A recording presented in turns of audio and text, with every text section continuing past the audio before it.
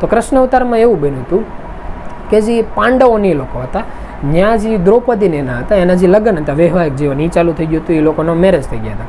પછી અમે કૃષ્ણ ભગવાનની વાત કરીએ તો કૃષ્ણ ભગવાનમાં જીવન એવું હતું કે કૃષ્ણ ભગવાન દ્વારકાના રાજા બન્યા હોય, દ્વારકાધીશ કહેવાય ને એ રાજા બન્યા હોય.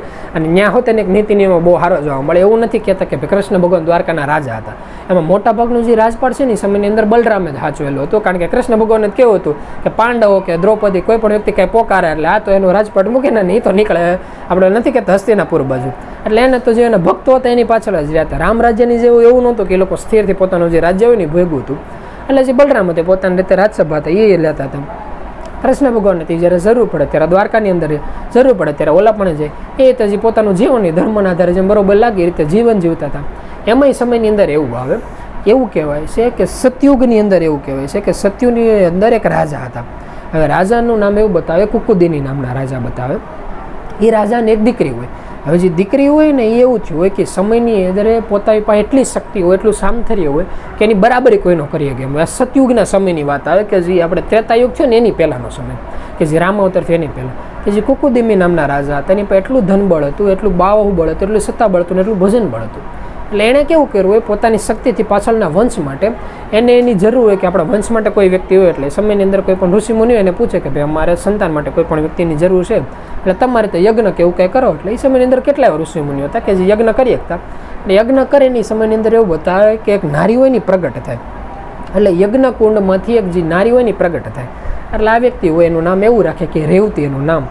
પછી સતયુગની અંદર રેવતીનો જન્મ થાય છે, પ્રગટ થયા હોય એ બતાવે. એમ ધીમે ધીમે પ્રગટ થઈને થોડોક સમય જાય એટલે એને એવો ખ્યાલ આવે કે ભાઈ નાની દીકરી હોય તો ઘણો સમય આપણી ભેગી રહીએ. આ તો એવું છે સીધું યુવાન જ આનું શરીર છે, તો હવે એને આપણે લગ્ન માટેનો સમય હોય તો આટલી તેજસ્વી અને સમજેલી નારીના લગ્ન માટે મૃત્યુલોકમાં કેવો રાજા કે રાજકુમાર ગોતવા જાવ. એટલે પોતાની તે કન્ફ્યુઝ થાય. એટલે એની માટે આખું લિસ્ટ બનાવ્યું કે ભાઈ જે રાજા કે રાજકુમારની અંદર એટલી વસ્તુ હોય ને એટલે આપણે જે પોતાનું જીવન હોય એ દીકરીના વ્યવસ્થિત રીતે લગ્ન કરાવી દેવા. પણ થાય એવું નોખી રીતે નહીં હોતા મોકલે, ક્યાંય એને બરોબર લાગે ને એવો એનો જે જમાય હોય એવો દેખાય નહીં. એટલે પોતે નક્કી કરે કે તો આનો લેખાજોખા કોની યારે લખાયેલા છે આપણે જાણીએ તો ખરા. અને એ સમયની અંદર ઓલા નથી કહેતા બધે પાસે પાવર હતી. એટલે જે કુકુદિમી રાજાની દીકરી રેવતીને કહે કે હાલ આપણે તારી માટે હારા વરની નિયુક્તિ કરવા માટે આપણે હવે જે લેખાજોખા લખે છે ને એની પાસે છે. એ સમયની અંદર જે બંધારણ હતું લખવાનું કામ બ્રહ્માનું, એટલે બ્રહ્માએ બધાના લેખાજોખા લખતા હોય એ કે આપણે ખુદ પરમાત્મા બ્રહ્મને પૂછવા જઈએ. લીધે પોતાની શક્તિથી બ્રહ્મલોકની અંદર જાય. બ્રહ્મલોકની અંદર જાય ને જે બ્રહ્માજી હોય પોતાના સામથર્યની અંદર ધ્યાનસ્થાનની અંદર સ્થિર હોય. એટલે જે કુકુદિમી રાજા જે રેવતી હોય ની દીકરી હોય એ બે ઘડીકને શાંતિથી સ્થિર થઈ જાય અને નક્કી કરે કે આ લોકો ધ્યાનસ્થાનની અંદર સ્થિર છે તો અત્યારે ડિસ્ટર્બ નથી કરો. આગળ એની એક ખુલે ફ્રી થાય એટલે આપણે ત્યાં જઈને આપણો જે પ્રશ્ન છે એ પૂછી લે. હવે આ જે સમજણ છે આ જો એ રાજાની અંદર હતી, આપણી અંદર જો એટલી સમજણ આવી જાય કે કોઈ પણ વ્યક્તિ કોઈ પણ કર્મ કરે છે, કર્મની અંદર ભલે આપણે તો બેહીએ કે ન બેહીએ, પણ ઘરના કોઈ પણ સદસ્ય હોય જો એ બેહવાનું ધ્યાન રાખતા અથવા તો કોઈ પરમાત્માનું કોઈ કામ કરતા હોય કે કોઈ ગીતા મહાભારત વાંચતા હોય ને એમ કે ભાઈ તમે એટલું કામ કરો છો એમાં થોડા આપણાથી થાય તો એને રાહત કરી દેવાની. એ રાહતનો ફાયદો એટલે હદ સુધી થઈ કે આપણે ઇતિહાસની અંદર એવા કહેવાય છે કે કોઈ વ્યક્તિએ કોઈ સંતાન એને માતા પિતાની સેવા ખાલી એટલે કરી કે આ તો આપણા માતા પિતા છે, પણ ઓલા માતા પિતા પ્રભુ ભજન કરતા હતા. એને દુઆ ખાલી એટલી મળી ગઈ ને કે ભાઈ આપણો સંતાન છે એ સારો છે કે આપણી જે સેવા કરે છે તો એની દુઆ એટલી સાબિત થઈ જાય કે ગમે ત્યારે ઓલો વ્યક્તિ શરીર ફેરવીને આવે ત્યારે ધન ધાન્યથી વ્યક્તિને કોઈ પણ વસ્તુ ઘટતી નથી. એ ખાલી ઓલા લોકોની દુઆ કામ કરી છે. એટલે એવી રીતનું હતું. એટલે આ વ્યક્તિ પોતાના તરફથી કોશિશ કરે કે જે બ્રહ્માજી છે ને એને આપણે ડિસ્ટર્બ નથી કરવા. એટલે જે બ્રહ્માજી હોય એને જે સમય જાય ત્યારે આંખ ખોલીને એમ કે બોલો ને રજવર તમે અહીંયા શું કામ આવ્યા? એ કે અમે એટલે આવ્યા હતા મૃત્યુલોકની અંદર મારી આ દીકરી છે રેવતી, એની અંદર જ્ઞાન ધર્મની અંદર બહુ સમજેલી છે, પારંગત છે, તો એની માટે વ્યવસ્થિત મારે વરની જરૂર હતી. મેં મારે તો મૃત્યુલોકમાં જોઈ લીધું, મને કોઈ વ્યવસ્થિત વર દેખાડવો નહીં, તો હવે હું કઈ જગ્યાએ જાઉં? એટલે જે બ્રહ્માજી હોય ને એમ કે એમાં એવું થયું છે કે તું જ્યારે અહીંયા આવ્યો ત્યારથી એટલો સમય વયો ગયો છે કે તારો જે જન્મ હતો જે સમય હતો ને સતયુગનો હતો. સતયુગનો સમય તો વયો ગયો છે, ત્રેતાયુગનો રામ અવતાર હોતે ને વયો ગયો છે, અત્યારે દ્વાપર યુગની શરૂઆત થવાની છે. એટલે આ કે તો એટલો બધો સમય વયો ગયો તો હવે અમે શું કરીએ?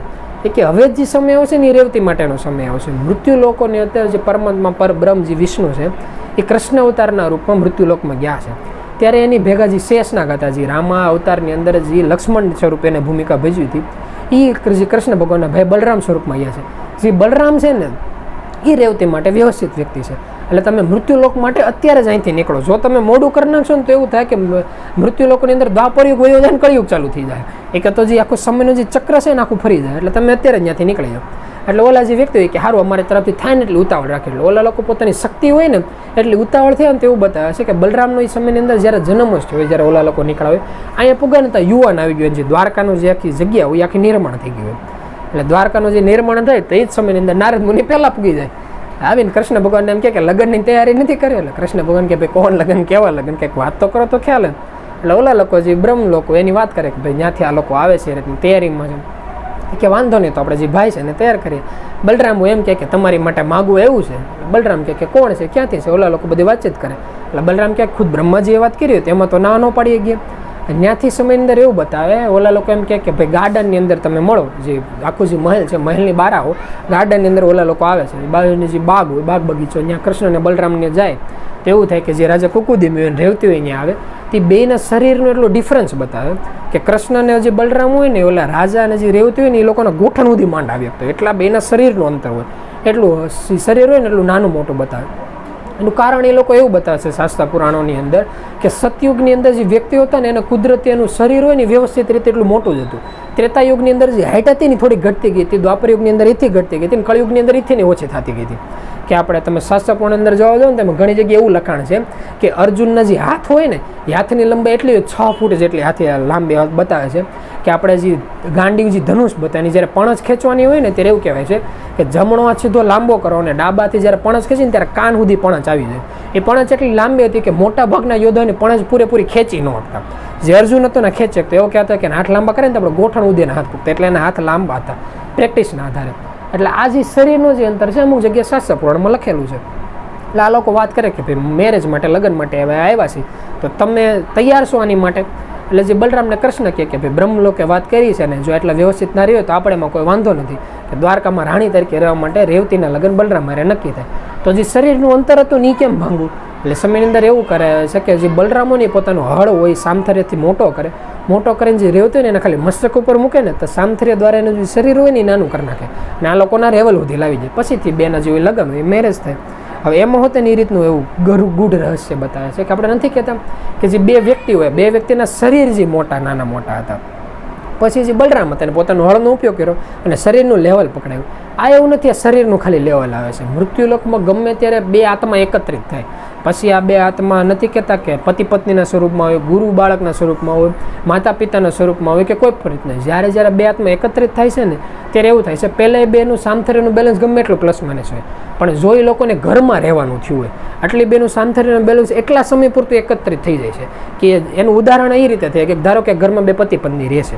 હવે એકના કિસ્મતમાં એવું લખેલું છે કે ભાઈ આ વ્યક્તિને ક્યારે ઠંડી ન લાગવી જોઈએ, કે આ વ્યક્તિને ક્યારે ગરમી ન લાગવી જોઈએ, ક્યારે વરસાદમાં પલળવો ન જોઈએ. તો એવું કઈ રીતે થઈ ગયું? વ્યક્તિના ઘરે એસી હોય, વ્યક્તિને ફોરવ્હીલની બહાર પગ ન દેવો પડતો હોય, વ્યક્તિને શાક લેવા હોતે ન જવું પડતું હોય, કે એની માટે હોતે નોકર ચાકર રાખેલા હોય. ધારો કે ધનબળમાં જે પુરુષ વ્યક્તિ છે એટલો કમાય છે તો અમે નારીનું એટલું સામથર્ય હોવું જોઈએ કે બે વ્યક્તિ એક લેવલમાં થઈ ગયા. સામે એવું થઈ કે નારીની અંદર જો એટલું બધું સામથર્ય હોય કે એના જીવનમાં કોઈ પ્રોબ્લેમ ન હોય તો અમે નરની અંદર હોતે ને એટલું સામથર્ય હોવું જોઈએ કે જે સંતાન છે એનો જન્મ થયો આપણને ખ્યાલ જન્મ થયો ત્યારથી બાળક એસી મારીએ છે, ફોરવ્હીલને એના જોવા મળે છે. તો એટલું બધું બાળકનું સામથર્ય એ ઘરે તો જ જન્મ લે કે અમે માતા પિતાનું એટલું લેવલ થવું જોઈએ. અને આની આ વસ્તુ શાસ્ત્ર પુરાણમાં સમજાણતી રીતે એ રીતે કહે છે કે ધારો કે ઘરની અંદર એવું થયું કે 4-5 વ્યક્તિ રહેતા હોય અને એક વ્યક્તિ કમાતો હોય. જે આપણા સમાજની અંદર આપણે જનરલ એવું જોવા મળે કે ઘરનો જે મેઇન વ્યક્તિ હોય ને કમાતો હોય. હવે એક આંકડો લઈ લે કે બે વ્યક્તિ 50,000 વ્યક્તિ ધનબળની અંદર અત્યારે કમાય છે. હવે એના લગ્ન થાય ને એટલે કુદરતીનું ધનબળ એટલું તો આપી જાય. પછી જે બાળકનો જન્મ થયો એનો જે ધીમે ધીમે સમય જાય, ભણતરનો ખર્ચો આવે, લગ્નનો ખર્ચો આવે, ત્યારે જો કોઈ વ્યક્તિ ધર્મના આધારે વ્યવસ્થિત હાલતો હોય ને તો પ્રભુ ઘણી વખત વાત કરતાં એવું કહેતા કે મેં ગામડાની અંદર એવા વ્યક્તિ જોયેલા છે જે સવારે ખાતા ને સાંજનું ખાવા માટેની કંઈ વસ્તુ ન હોય તો તેને એવું જોયેલું છે કે એના ઘરે 8 થી 10 સંતાનો હોય. 10 વ્યક્તિઓને જ્યારે લગ્નનો ટાઈમ આવે જ્યારે જાન આવવાની હોય ત્યારે કોઈ પણ રીતે ઉછીના લઈને વ્યાજે લઈને એક પાસેથી વ્યક્તિ લઈને કે આગળનું બેલેન્સ ભેગું કરીને લગ્નનું જે જાન હોય એને જમણવાર પૂરતું ભેગું કરી નાખે. કોઈક મિષ્ટાન રાખે, કોઈક ખાધું રાખે, કોઈક બીજા મદદ માગે, કોઈક ઓલા બીજા હારથિયા થઈ જાય, પણ જે લગ્નનો ટાઈમ હોય એને હાંસવી લે. એટલે આ ઓલા નથી કહેતા કે જન્મ મરણ લગ્ન જે પરમાત્મા છે ને એનું કામ કરે જ રાખે છે. વ્યક્તિ છે ને ખાલી પોતે ટેન્શનમાં હાલે છે કે ભાઈ એટલું મોટું કામ કઈ રીતે કરું. એને જે ઓલા નથી કહેતા જે પોતાનો સમય છે ને ટેન્શન છે ને મૂકી દેવાનું. હાઈ જે હોવા જાય ને ત્યારે 2 સેકન્ડ પૂરતો એક જ નિર્ણય લેવાનો કે આ બધું તો પરમાત્મા કરે છે, બાકી આપણી પાસે કોઈ શક્તિ નથી. જે સમજણ છે ને એનો ઉપયોગ કરવાનો. આ ઉપયોગ કરતાં કરતાં એવો સમય થાય કે ભાઈ જે આ લોકોનો જે લગ્નનો સમય છે એ આવે અને જે બે વ્યક્તિના આત્મા છે એનો બેલેન્સનો લેવલ એકત્રિત થાય. એટલે ધ્યાન રાખવાનું. જ્યારે તમને એમ થાય ને ભાઈ આપણને સામેવાળો વ્યક્તિ વ્યવસ્થિત નથી મળ્યા, નારી હોય એક નર હોય, ત્યારે એ વ્યક્તિને ભૂલ નહીં કાઢવાની, ભૂલ પોતાની કાઢવાની કે આપણા જીવનમાં કઈ વસ્તુ ઘટે છે એમ નક્કી કરવાનું કે ધારો કે આપણે પતિ અથવા પત્ની સ્વરૂપમાં હોય તો આપણે સામેવાળા વ્યક્તિ પહેલાં કઈ વસ્તુની આશા રાખીએ છીએ. જે આશા રાખવાની ઈચ્છા થાય ને એવું પોતે બનવાનું. તમે તમારા શરીરમાં જીવનમાં કર્મ હારા કરો એટલે એવું થાય એ શરીર તો ગયું, બીજા શરીરમાં સામે એવો વ્યક્તિ મળે કે જેને તમારા કર્મની કદર કરી ગઈ. એમ કરતાં કરતાં જ એવું થયું હતું કે જ્યારે કળયુગની અંદર જોડી ફરે ત્યારે સતયુગની અંદર હારી જોડી એટલે જ બને છે. એટલે એવું પોતાનું જીવન રાખવાનું. અને એની પછીનો જે સમય આવે એવું આવે કે જે રૂક્ષ્મણીની જે આખી કથા આવે એ ત્યારથી ચાલુ થાય. પણ રૂક્ષ્મણીની જે કથા છે આપણે આવતા સત્સંગની અંદર કહેવું, અને જ્યારે એમ થાય મંત્રની અંદર કે મૃત્યુલોકમાં જ્યારે એમ થાય કંઈ કરી છૂટવું છે ત્યારે ખાલી ગુરુની કયામાં રહીને અને મનને નામની સ્મરણની અંદર લગાડજો. બોલો સદગુરુદેવની જય.